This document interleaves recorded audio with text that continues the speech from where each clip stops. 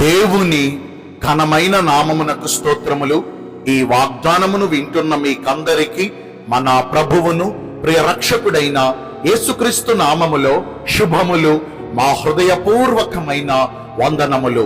ఈ రోజు మీ కొరకైన దేవుని వాగ్దానము నిర్గమాకాండము 14వ అధ్యాయము 13వ వచనము. మీరు నేడు చూచిన ఐగుప్తీయులను ఇక మీదట మరి అన్నడును చూడరు. మంచి దేవుడైన యేసయ్య ఈ మంచి వాగ్దానమును నిశ్చయముగా నేడు మనందరి జీవితములలో నెరవేర్చునుగాక. ఆమేన్. ఈ వాగ్దానాన్ని మనం పరిశీలిస్తే ఈ మాటను సైన్యములకు అధిపతి అయిన యెహోవా దేవుడు దైవజనుడైన మోషే ద్వారా ఎర్ర సముద్రము దగ్గర ఎటు వెళ్లాలో దిక్కుతోచని స్థితిలో ఉన్న ఇశ్రాయేలు జనాంగమునకు ఈ వాగ్దాన వచనమును అందిస్తూ ఉన్నారు. వారు ఐగుప్తు దేశపు కఠినమైన దాస్యపు జీవితము నుండి దేవుని ద్వారా వాగ్దానమును పొంది వాగ్దాన భూమి కొరకైన ప్రయాణములు ముందుకు కొనసాగుచుండగా ఊహించని రీతిగా వారికి ఎర్ర సముద్రము అడ్డుపడింది. సముద్రమును దాటుకుని అవతల ఒడ్డుకు వెళ్ళలేరు. ఒకవైపును చూస్తే ఘోరమైన అరణ్యం, మరొక వైపును చూస్తే ఎత్తైన దాటలేని పర్వతాలు. ఇవన్నీ కాదు, మరలా వెనక్కెళ్ళి మరొక త్రోవలో వెళదామని వెనక తట్టు తిరిగితే ఐగుప్తీయులు రథాల మీద సైన్యముతో సకల ఆయుధాలు తీసుకుని ఇశ్రాయేలీయులను తరిమి చంపుట కొరకు పరుగులెత్తి వస్తున్నారు. ఇలాంటి దిక్కుతోచని దీనస్థితిలో ఉన్న ఇశ్రాయేలీయులు తాము ఉన్న పరిస్థితిని బట్టి కలవరపడుచు సనుగులాడుచు మోషే పైన యెహోవా దేవుని పైన విమర్శలు గుప్పుతూ ఉండగా వారి దీనస్థితిని ఎరిగిన దేవుడు మోషేను బలపరచుచు, నేడు యెహోవా మీకు రక్షణ కలుగజేయుచున్నాడు, మీరు ఊరకనే నిలిచి ఉండండి. యెహోవా మీ పక్షముగా మిమ్మను బాధించుచు మిమ్మను తరుముచున్న మిమ్మను కలవరపరచుచున్న ఆ ఐగుప్తీయులతో ఆయన యుద్ధము చేస్తారు. మీ పక్షముగా దేవుడు ఉంటారు, మీకు విజయమును కలిగిస్తారు. దేవుడు మీకు రక్షణ కలుగు చేయబోతున్నాడు.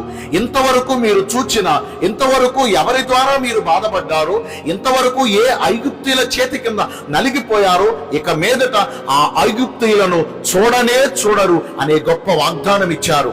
వాగ్దానం ఇవ్వటం మాత్రమే కాదు గాని ఆయన చెప్పినట్లుగానే ఇశ్రాయేలీయులను తరుముకుంటూ వస్తున్న ఆ ఐగుప్తీయులందరినీ ఎర్ర సముద్రంలో ముంచివేశారని. ఆ సముద్రము వారిని కబలించి వేసింది. అదే సముద్రము ఇశ్రాయేలీయుల కొరకు 2 పాయలుగా చీల్చబడి ఆరిన నేల మీద ఇశ్రాయేలీయులు అవతల ఒడ్డుకు వెళ్ళిపోయారు. దేవుడు మన పక్షమందు యుద్ధం చేయటం మొదలు పెడితే అది సముద్రం కావచ్చు, అది నదులు కావచ్చు, అది ఎడారులు కావచ్చు, అది క్లిష్టమైన పరిస్థితులు కావచ్చు, అది అసాధ్యమైన పరిస్థితులు కావచ్చు, మన చుట్టూ శత్రువులు చుట్టుముట్టి దిక్కుతోచని దీనస్థితిలో ఒకవేళ మనం ఉండవచ్చు. ఆయనే మన పక్షమున ఉండగా మనకు విరోధి ఎవరండి? ఒక్క త్రోవలో మన మీదకు వచ్చి 7 త్రోవల్లో బారిపోతారు. అలనాడు ఇశ్రాయేలీయులను బాధ పెట్టిన ఐగుప్తీయుల చెరలో నుండి వారిని విడిపించుటే కాదు గాని ఇక ఎన్నడూ ఇశ్రాయేలీయులకు ఐగుప్తీయులు కనపడకుండా దేవుడు అద్భుత కార్యం జరిగించారు. ఈ వాగ్దానాన్ని వింటున్న ప్రియ దైవ జనాంగమా, ఈ రోజున మనము కూడా ఐగుప్తుతో పోరాడుతున్నాం. ఐగుప్తు అనే చోట బలహీనతలను పెట్టుకోండి, సమస్యలను పెట్టుకోండి, ఆర్థిక ఇబ్బందులను పెట్టుకోండి, నిరుద్యోగము, కుటుంబ సమస్యలు, వ్యాపార నష్టములు, ఇలా ప్రతికూల పరిస్థితులు, ఇలాంటి ఎన్నో సమస్యలను మనం పెట్టుకుంటే గత కాలమంతా ఈ సమస్యలన్నీ మన చుట్టూ చేరి మనలను ఎంతో కలవరపరిచి ఉన్నాయేమో, ఎంతో కృంగదీసేశాయేమో, ఎంతో బాధ పెట్టాయేమో. దేవుడు ఈ రోజున మనకు ఒక మంచి వాగ్దానం ఇస్తున్నాడు. ఇంతవరకు మిమ్మల్ని కలవరపరిచి నెమ్మది లేకుండా చేసిన ఈ ప్రతికూల పరిస్థితులన్నీ, ఈ సమస్యలన్నీ నేటితో దేవుడు మీ యొద్ద నుండి తొలగించబోతున్నాడు. ఇక ఎన్నడూ గత కాలంలో మిమ్మల్ని బాధ పెట్టిన ఏ బాధలు మన జీవితాలలోనికి, మన దరిదాపులలోనికి రానే రావు. నమ్మిన వారు ఆమేన్ పలుకుతారా? ఆమేన్.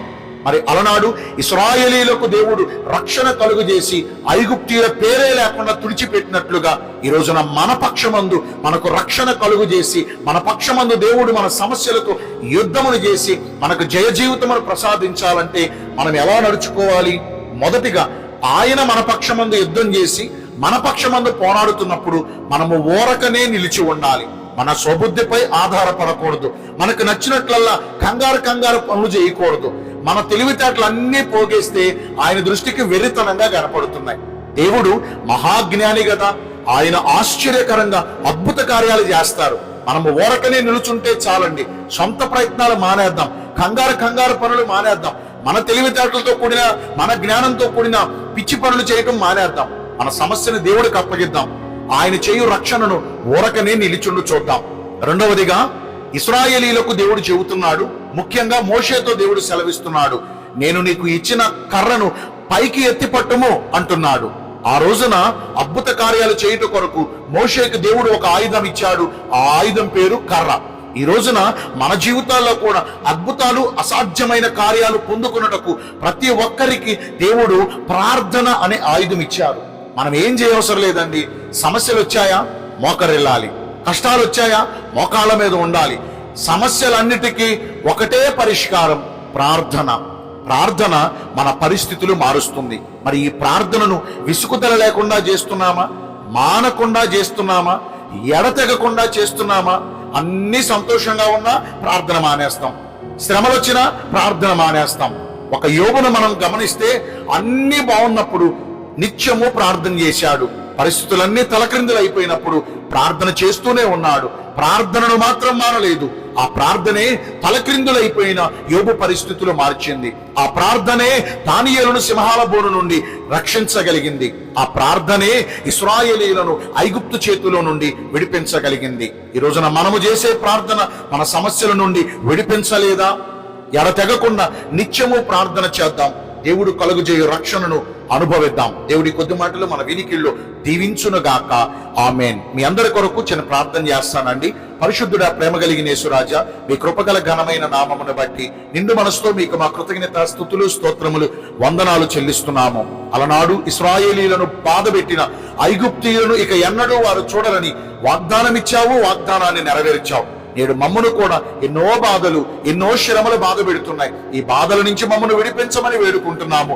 ఈ వాగ్దానం మా జీవితాల్లో నెరవేర్చమని ప్రార్థిస్తూ ఉన్నాము. ఈ రోజున ఎందరైతే పుట్టిన రోజులను, వివాహ దినములను, ఇతరమైన శుభకార్యములను జరిగించుకుంటున్నారో వారందరికీ మెండైన దీవెనలు కుమ్మరించమని, మీ రాకడ కొరకు మమ్మను సిద్ధపరచమని యేసుక్రీస్తు ప్రశస్త నామమున ప్రార్థించి వేడుకొనుచున్నాము మా ప్రియ పరలోకపు తండ్రి.